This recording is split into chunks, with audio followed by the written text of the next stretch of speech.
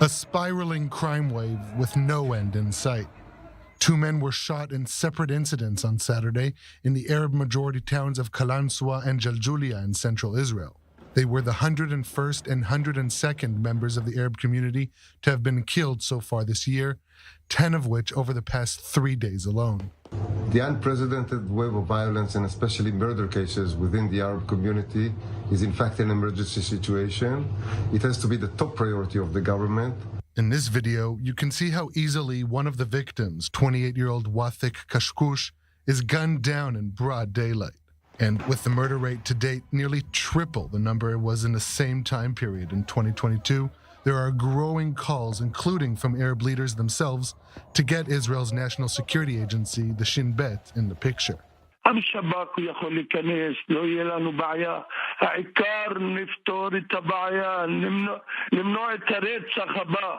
אנשים נרצחים, אני אומר לך עוד פעם, צריך לרחם על הילדים האלו. מה אשמים הילדים? מדינה שלנו, המדינה, היא צריכה לעשות את הכל.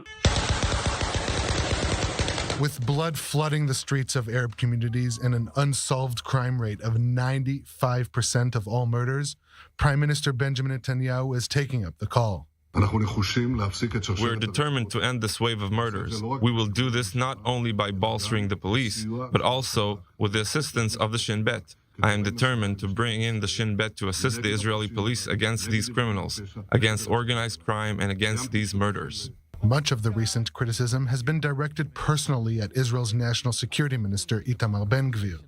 This included dozens of former police chiefs and deputy police commissioners calling on Netanyahu to dismiss Ben-Gvir as minister.